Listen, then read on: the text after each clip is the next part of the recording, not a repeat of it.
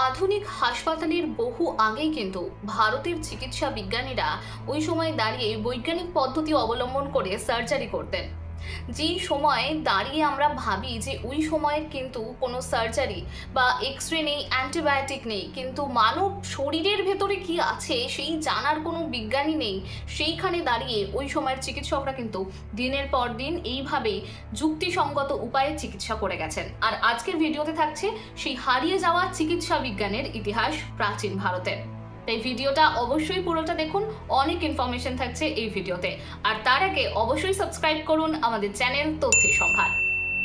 কোন সময়ের কথা এখন বলছি, যেই সময়ে এক্সরে, অ্যান্টিবায়োটিক এই টার্মগুলো কিন্তু কেউ শোনেইনি, কেউ জানতোই না, অনেক প্রাচীনকালের কথা। কিন্তু সেই সময়ও কিন্তু ভারতের চিকিৎসা বিজ্ঞানীরা বা ডাক্তাররা যুক্তিসঙ্গত উপায়ে মানব দেহের ভেতরে কি আছে তা জানার চেষ্টা করেছিলেন বৈজ্ঞানিক পদ্ধতিতে। এবং শুধু তাই নয়, তার সাথে কিন্তু ওই সময় তারা ছানি অপারেশন, হাড় জোড়া লাগানো, এমনকি বিভিন্ন সার্জারিও করতেন। এই কথা কিন্তু সত্যি। অনেক বেদ, পুরাণ বা বিভিন্ন গ্রন্থে ওই সময় পর্যটক হোক কি সেই সময়ের কোনো গ্রন্থ রচিত হয়েছে, সেইখান থেকে কিন্তু এই ইনফরমেশনগুলো পাওয়া গেছে এবং এগুলো সম্পূর্ণ সত্যি। এই চিকিৎসকেরা কিন্তু কোনো কল্পকাহিনীর চরিত্র নয়, তারা সম্পূর্ণ বাস্তব চরিত্র। ওই সময় বিশ্বের অনেক দেশেই কিন্তু কোনো রোগ হলে সেটাকে বলা হতো যে এটা কারোর অভিশাপে হয়েছে বা পাপের শাস্তি সে পাচ্ছে। বিভিন্ন কুসংস্কার কিন্তু তখন প্রচলিত ছিল। কিন্তু ভারতের বিজ্ঞানীরা, বলা যায় চিকিৎসা বিজ্ঞানীরা কিন্তু এই সব কথায় কখনোই মানতেন না। তারা কিন্তু সব সময় মনে রাখতেন যে বিজ্ঞানী এর মূল উৎস, এবং সেই তার পথ ধরেই কিন্তু তারা বিভিন্ন জটিল রোগের অসুখ সারিয়েছিলেন। এমনকি এমনও কিছু প্রমাণ আছে যেখানে দেখা গেছে যে একেবারে জীবন মৃত্যুর সীমারেখায় দাঁড়ানো রোগীকেও কিন্তু তারা নতুন জীবন ফিরিয়ে দিয়েছেন। কিসের মাধ্যমে করেছেন সেটাই এই ভিডিওতে পুরোটা আছে। প্রথমেই যেই চিকিৎসাটা সবচেয়ে প্রচলিত ছিল প্রাচীন ভারতে সেটা হচ্ছে আয়ুর্বেদিক। এই আয়ুর্বেদিকের অর্থ হচ্ছে জীবনের বিজ্ঞান। অর্থাৎ এই দর্শনকে কেন্দ্র করেই কিন্তু আধুনিক চিকিৎসা বিজ্ঞানীরা সম্পূর্ণ বৈজ্ঞানিক পদ্ধতিতে যখন চিকিৎসা শুরু করেন, তখন কিন্তু তারা জানতেন না যে কিভাবে চিকিৎসা করা যায়। কিন্তু তারা একের পর এক, এমন কিন্তু নয় যে সেই চিকিৎসা বিজ্ঞানীরা কখনো অসফল হয়েছেন, তারাও কিন্তু এই চিকিৎসকরাও অনেকবার তাদের ব্যর্থতার সম্মুখীন হতে হয়েছে, কিন্তু তবুও তারা হাল ছাড়েননি। দিনের পর দিন তারাও কিন্তু একইভাবে এখনকার ডাক্তারদের মতো প্র্যাকটিস করে গেছেন এবং অবশেষে তারা তার ফল পেয়েছেন। মূলত যেটা বলছিলাম, আয়ুর্বেদের চিকিৎসা কিভাবে হতো, তখন কিন্তু শুধু যে একটা মানুষের শ্বাস প্রশ্বাস চলছে, সে জীবিত আছে সেটা নয়। তার খাদ্যাভ্যাস, তার আচার আচরণ, তার মানসিক স্বাস্থ্য, সেই সময়ের জলবায়ুর অবস্থান, ঋতু পরিবর্তন, এই সব কিছু কিন্তু মাথায় রেখেই এই আয়ুর্বেদের চিকিৎসা করা হতো। এই সময় যারা চিকিৎসক ছিলেন তাদের কিন্তু মূলত বলা হতো যে তারা মানে ওই সময়ের ঋষি বা মুনি, তারাই কিন্তু চিকিৎসা করতেন। আমরা অনেক যখন প্রাচীন কোনো সিরিয়াল বা সিনেমা দেখে আমরা দেখব ওই সময় কিন্তু এরকম বৈদ্য ডেকে আনার যে একটা চল ছিল, তারা কিন্তু প্রত্যেকেই এরকম কোনো ঋষি বা মুনি যারা জ্ঞানের অধিকারী, তারাই কিন্তু চিকিৎসা করতেন। এবার তারা কিসের ওপর বেসিস করে চিকিৎসা করতেন, তারা কিভাবে বুঝতেন রোগ এবং সেই মতো ওষুধ দিতেন। মূলত তারা যেটা করতেন সেটা হচ্ছে প্রাকৃতিক যা ভেষজ উদ্ভিদ আছে তার উপর অনেকটা কিন্তু ডিপেন্ডেন্ট ছিল এই আয়ুর্বেদিক চিকিৎসা। এবার তারা কি করতেন, কার কি অসুখ হয়েছে সেটা বোঝার প্রথমে চেষ্টা করতেন। তার আগে এই কি হয়েছে এটা বোঝার জন্য কিন্তু একটা মানুষের শরীরে কি আছে, কোথায় কোন অঙ্গ বা তন্ত্র কাজ করছে, কোন টিস্যুস কি ফাংশন করছে, এইগুলো জানা ভীষণ জরুরি। এবং তারা কিন্তু সেটা জানার দিনের পর দিন চেষ্টা করে গেছেন। অথর্ব বেদে কিন্তু বেশ কিছু জায়গায় উল্লেখ আছে যে ওই সময় বিভিন্ন প্রাকৃতিক ঔষধ বা কোনো ভেষজ উদ্ভিদ কি পরিমাণে দিলে সেই রোগ সারবে এবং কোন ঋতুতে সেই ভেষজ উদ্ভিদের গুণাগুণ সব থেকে বেশি পাওয়া যায়, সেটাও কিন্তু তারা ওই সময় স্টাডি করে পেয়েছিলেন। প্রথম যে চিকিৎসা বিজ্ঞানীর কথা বলছি তিনি হচ্ছেন চরক। চরক তার গ্রন্থে সম্পূর্ণভাবে বিস্তৃতভাবে শিক্ষণযোগ্যভাবে কিন্তু প্রথম মেডিকেল সায়েন্স নিয়ে একটা গ্রন্থ রচনা করেন, যেটা চরক সংহিতা নামে সব থেকে বেশি পরিচিত। এবং এই গ্রন্থকেই কিন্তু এখনো বিশ্বের সব থেকে প্রাচীনতম মেডিকেল সায়েন্সের গ্রন্থ হিসেবে ধরা হয়। তিনি এই গ্রন্থে তার নৈতিকতার কথাও লিখেছেন যে একজন চিকিৎসক, একজন ডাক্তারকে কিন্তু নৈতিকভাবে খুবই উন্নত হতে হবে। কারণ সে যদি তার নৈতিকতা ছেড়ে দেয়, একজন ডাক্তারের মধ্যে যদি নৈতিকতা না থাকে, সে যদি তাড়াহুড়ো করে, সে যদি একজন রোগীকে ভালোভাবে পর্যবেক্ষণ না করে, তবে কিন্তু সে কখনোই সেই রোগীর রোগ নির্ণয় করতে পারবে না। এবং এরপরেই চরক যে কাঠামোর ওপর ভিত্তি করে চিকিৎসা করতেন সেটা হচ্ছে ত্রিদোষ তত্ত্ব। কি আছে এই ত্রিদোষ তত্ত্বে? এই তত্ত্বে বলা হচ্ছে কফ, বাত এবং পিত্ত। তিনি বলছেন যে এই তিনটে জিনিস যদি ভারসাম্য ঠিক থাকে তবেই শরীর সুস্থ, আর তাদের ভারসাম্য যদি নষ্ট হয় তবেই কিন্তু রোগ হয়। এই কথা চরক সংহিতায় কিন্তু লেখা রয়েছে। এবার তিনি কি করতেন, শুধু যে তিনি এই জিনিসগুলো দেখতেন তা নয়, প্রত্যেকটা মানুষ অনুযায়ী কিন্তু রোগের বিভিন্ন ধরন রয়েছে। অর্থাৎ কোনো একটা রোগীর ক্ষেত্রে কোনো একটা স্পেসিফিক রোগ, হয়তো রোগটা এক কিন্তু রোগী আলাদা, অর্থাৎ সেই মানব শরীরটা আলাদা আলাদা। সেই ক্ষেত্রেও কিন্তু তিনি বলছেন যে প্রত্যেক মানুষের রোগের চিকিৎসা একদম আলাদা। এখানে কিন্তু আধুনিক বিজ্ঞানের পার্সোনালাইজড মেডিসিনের একটা কনসেপ্ট সম্পূর্ণভাবে মিলে যায়, যেটা আধুনিক চিকিৎসায় এখন ব্যবহার করা হয়। প্রাচীন ভারতে সেই তখন থেকে কিন্তু আধুনিক জ্ঞান বিজ্ঞানের চর্চা হয়ে আসছে। এরপরেই আরেকজনের নাম না বললেই নয়, তিনি হচ্ছেন ঋষি সুশ্রুত। সুশ্রুত ছিলেন প্রথম যিনি সার্জারি করেন, অর্থাৎ অস্ত্রোপচার করে দেখেন। ওই সময়, যেই সময় সুশ্রুত অস্ত্রোপচার করতেন বা অপারেশন করতেন, ওই সময় কিন্তু একটা মানব দেহকে কেটে দেখা অনেক দেশে, অনেক জায়গায় এবং ভারতেও সেটাকে পাপ বলে গণ্য করা হতো, কিন্তু তবুও কিন্তু তিনি থেমে থাকেননি। সুশ্রুতের যে গ্রন্থ সুশ্রুত সংহিতায় কিন্তু এটাকেই মনে করা হয় পৃথিবীর সবচেয়ে প্রাচীন এবং সবথেকে প্রথম সার্জিক্যাল গ্রন্থ। কিন্তু এই শল্য চিকিৎসার ক্ষেত্রে সুশ্রুত কি লিখেছিলেন তার গ্রন্থে? তিনি মূলত 300টিরও বেশি কিন্তু সার্জারির বর্ণনা সেই গ্রন্থে লিখেছিলেন এবং 125টি সার্জিক্যাল বিভিন্ন যন্ত্রের কথা এবং সেগুলোর কি কি রিস্ক ফ্যাক্টর আছে সেগুলোও তার গ্রন্থে কিন্তু লেখা ছিল। এবার তিনি যে শুধু এভাবেই সার্জারির ক্ষেত্রে আমাদের আরেকটা কথা মাথায় আসে, সেটা হচ্ছে অ্যানেস্থেশিয়া। সেই সময় সুশ্রুত কিন্তু অ্যানেস্থেশিয়া করতেন। হ্যাঁ, একদমই তাই, তিনি অ্যানেস্থেশিয়া করতেন।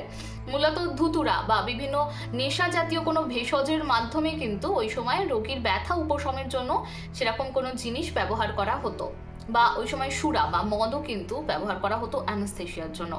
তো সেইভাবে যাতে রোগীর ব্যথা না হয়, কারণ সার্জারি করা মানে কোনো একটা জায়গাকে কেটে সেইখানে স্টিচ করা বা কোনো কিছু করা, তো সেটা ভীষণই পেনফুল, সেটা কোনো সাধারণ মানুষের পক্ষে সহ্য করা অসম্ভব। তাই অ্যানেস্থেশিয়ার কনসেপ্টও কিন্তু তিনি তার শল্য চিকিৎসার সাথে সাথে ভারতে নিয়ে এসেছিলেন।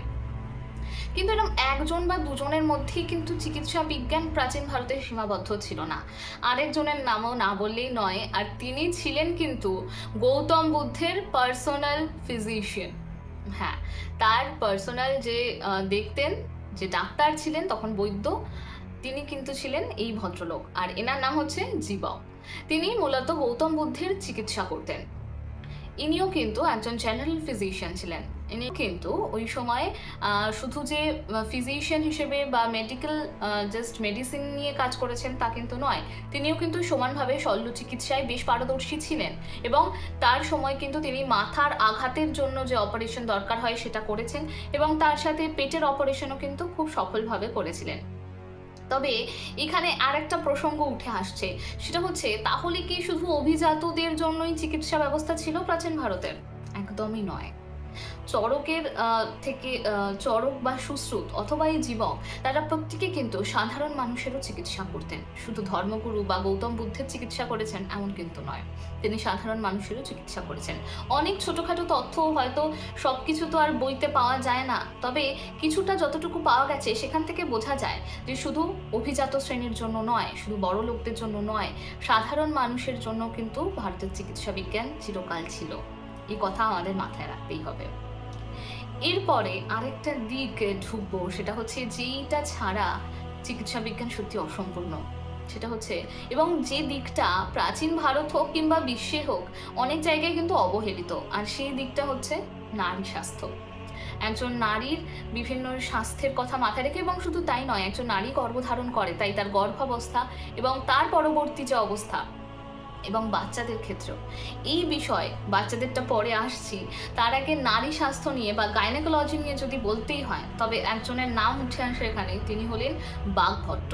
এই বাগভট্ট অনেক পরে, সুশ্রুত এবং চরক জীবক এদের বেশ কিছু সময় পরে কিন্তু এই বাগভট্ট এবং তার যে গ্রন্থ অষ্টাঙ্গ হৃদয়, এই অষ্টাঙ্গ হৃদয় গ্রন্থে কিন্তু তিনি নারী স্বাস্থ্য বা গাইনোকোলজি এবং একজন প্রসূতির কি খাওয়া উচিত, কিভাবে তার লাইফস্টাইল চলা উচিত, এই সব কিছু কিন্তু তিনি ওই সময় লিখেছিলেন।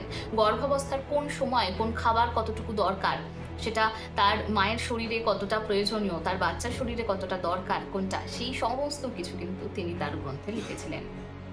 গাইনোকোলজির পরে যেটা সবার আগে আসে সেটা হচ্ছে পেডিয়াট্রিক্স বা বাচ্চাদের কিভাবে যত্ন নেওয়া হয়, একজন নবজাত শিশুকে কিভাবে পরিচর্যা করা যেতে পারে। আর সেটা নিয়ে একজনের নাম উঠে আসছে যে প্রাচীন ভারতে কিন্তু শিশুদের স্বাস্থ্য নিয়ে প্রথম কথা তোলেন, তিনি হচ্ছেন কৌমারভৃত্য। এই কৌমারভৃত্য কিন্তু প্রথম বলেছিলেন যে একজন প্রাপ্তবয়স্ক মানুষের সাথে একজন নবজাতকের শরীরের কি পার্থক্য থাকতে পারে, তাদের রোগ নির্ণয়, তাদের রোগের চিকিৎসা কিন্তু সম্পূর্ণ আলাদা একজন প্রাপ্তবয়স্ক মানুষের থেকে। এবং সেই পথ ধরেই কিন্তু তিনি প্রথম বলেন যে মাতৃদুগ্ধ পান করা এবং তার পরবর্তী তাদের যে কোনো নবজাতক শিশুর ক্ষেত্রে কিন্তু খুব তাড়াতাড়ি রোগ সংক্রমণ হতে পারে, কারণ তাদের ইমিউনিটি অতটা ডেভেলপ করে না। তো তাদের ইমিউনিটি কীভাবে ডেভেলপ করা যায়, এই সমস্ত কিছু নিয়ে কিন্তু তার রিসার্চ ছিল ওই সময়। এবং শুধু যে এরকম কয়েকজন মানুষের মধ্যেই চিকিৎসা বিজ্ঞান সীমাবদ্ধ ছিল তা কিন্তু একদমই নয়। ওই সময় নালন্দা, তক্ষশিলা এরকম বড় বড় বিশ্ববিদ্যালয়গুলোতে কিন্তু চিকিৎসা বিজ্ঞান একটা আলাদা সাবজেক্ট হিসেবে পড়ানো হতো। সেখানে দেহতত্ত্ব, রোগতত্ত্ব এবং বিষতত্ত্ব অর্থাৎ টক্সিকোলজি যেটাকে বলে, ওই সময় টক্সিকোলজির একটা খুব চাহিদা ছিল। কেন চাহিদা ছিল? কারণ ওই সময় মানুষ অনেক সময় বুঝতে পারতো না কোন গাছটা বিষাক্ত।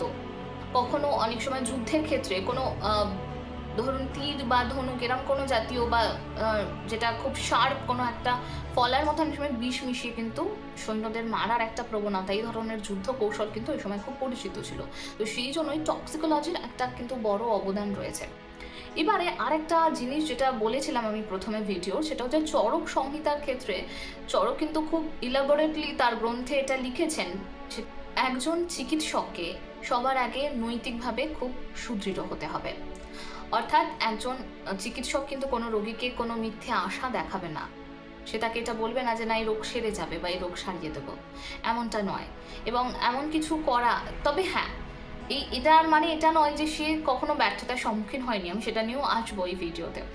এবার যেটা হচ্ছে মূলত যে এই যে কনসেপ্টটা এখনকার দিনে যখন একজন ডাক্তার পাস আউট করে সেখানে কিন্তু তাদের একটা মেডিকেল এথিক্স বলে একটা পার্ট থাকে এবং এই মেডিকেল এথিক্সটা কিন্তু চরক সংহিতার সাথে একেবারে হুবহু মিলে যাচ্ছে।